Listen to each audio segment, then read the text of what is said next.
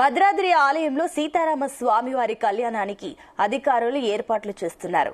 ఉత్సవాలకు హాజరయ్యే భక్తులకు ఎలాంటి ఇబ్బందులు లేకుండా ఏర్పాట్లు చేస్తున్నామని సీఎం రేవంత్ రెడ్డితో పాటు పలువురు మంత్రులు కూడా హాజరయ్యే అవకాశం ఉందంటున్న జిల్లా కలెక్టర్ జితేష్ వి పాటిల్తో మా ప్రతినిధి తిరుపతిరావు ఫేస్ టు ఫేస్. భద్రాచలంలో అయితే స్వామివారి కళ్యాణం అంగరంగ వైభవంగా నిర్వహిస్తున్నారు. ఇక్కడ జిల్లా కలెక్టర్ కూడా ఎప్పటికప్పుడు సమీక్ష నిర్వహిస్తూ కూడా ఇక్కడ ఏర్పాట్లు సమీక్షిస్తున్న పరిస్థితి ఉంది. సార్ ఉన్నారు, కలెక్టర్ గారు ఉన్నారు, వారిని అడిగి తెలుసుకున్నారు కదా. సార్ చెప్పండి, ఎలా ఉండబోతున్నాయి కళ్యాణ మహోత్సవాలు, ఎలా కార్యక్రమాలు? మన కళ్యాణం కోసం అన్ని ఏర్పాట్లు సిద్ధంగా ఉన్నాము. గుడిలో మీరు చూస్తున్నారు, మన అర్చకులు, ఎండోమెంట్ డిపార్ట్మెంట్ టీం అంతా సిద్ధంగా ఉన్నారు.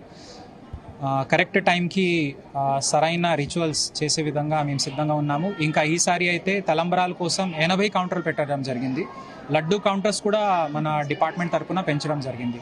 సో అందరికీ మంచి దర్శనం, తలంబరాలు, లడ్డు ఫెసిలిటీ మేము ఏర్పాటు చేశాము.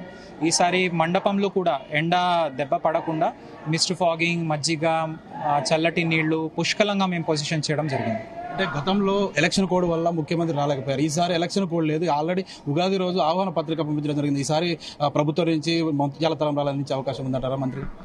ఎస్, మాకు అన్ని సమాచారం మా నుంచి తీసుకోవడం జరిగింది. ఇప్పుడు మేము ప్రోగ్రామ్ కోసమే వెయిట్ చేస్తున్నాము. సో డెఫినెట్లీ మేము ఎక్స్పెక్ట్ చేస్తున్నాము దట్ గౌరవ ముఖ్యమంత్రి గారు వస్తారని. అండ్ ఇంకా మంత్రివర్గం నుంచి కూడా భారీ ఎత్తున జనాలు మాకు రిక్వెస్ట్ పెట్టడం జరిగింది. సో అదే మేము చూసుకొని అక్కడ మండపంలో కూడా సరైన ఏర్పాటు చేయడం జరుగుతుంది. అది భక్తులకి ఎటువంటి ఇబ్బంది లేకుండా మంచి ఫెసిలిటీస్ కూడా మేము చూసాము. సో దట్ బ్యాలెన్స్ అయ్యి అందరు భక్తులకి మంచి దర్శనం కావాలని కూడా మా ఉద్దేశం.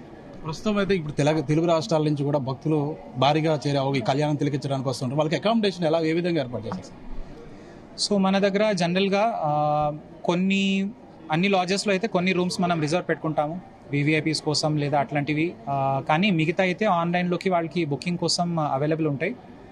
అదనంగా మా రిక్వెస్ట్ ఏముందంటే, ఆన్లైన్ పాసెస్ సేల్ మన భద్రాచలం దేవాలయంది ప్రత్యేకమైన ఒక వెబ్సైట్ ఉంది. దాని నుంచి వాళ్ళు ఎవరైనా కావాలంటే పర్చేస్ చేయవచ్చు. యాప్ ఈసారి ఒక చాలా మంచి యాప్ తయారు చేయడం జరిగింది. సో చాలా సమాచారం దేవాలయం గురించి, ఇక్కడ ఉన్న సాంప్రదాయం గురించి అయితే యాప్లోనే వాళ్ళకి దొరుకుతుంది. కాబట్టి ఎక్కడ కూడా తిప్పలు పడాల్సిన అవసరం లేదు.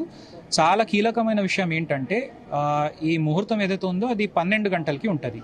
సో 8 గంటల వరకు భక్తులు కళ్యాణం మండపంలో వచ్చినా కూడా వాళ్ళకి సీట్ ఈజీగా దొరుకుతుంది. కాబట్టి వాళ్ళు 5 గంటలకి 6 గంటలకి అట్లా రావాలట్లా అవసరం లేదు. వాళ్ళు స్టే అకామిడేషన్ వాళ్ళు కొత్తగూడెం, పాల్వంచ ఎక్కడైనా చేసుకొని 6, 7 అట్లా 8 o'clock వరకు ఇక్కడ వచ్చినా కూడా వాళ్ళకి సీట్స్ దొరుకుతాయి. ఇది మొత్తంగా చూసుకుంటే మాత్రం ఇక్కడ జిల్లా కలెక్టర్ కూడా అన్ని ఏర్పాట్లు చేశామని చెప్తున్నారు. భక్తులకు ఎలాంటి అసౌకర్యం కలగకుండా అకామిడేషన్ కూడా ఇక్కడ ఏదైతే 8 గంటలకు కూడా వచ్చే అవకాశం ఉన్నట్లు కూడా తెలుపుతున్న పరిస్థితి. ఏదేమైనా ఈ సీఎం రాక కూడా ఒక క్లారిటీ వచ్చినట్లు కూడా చెప్తున్నారు. రావచ్చు, దానికి తగినట్లు ఏర్పాట్లు కూడా చేశామని తెలుపుతున్న పరిస్థితి. ఇది కూడా తాజా పరిస్థితి. కెమెరా పర్సన్ కంచు శ్రీనివాస్, తిరుపతిరావు, జీటీ న్యూస్, భద్రాచలం నుంచి.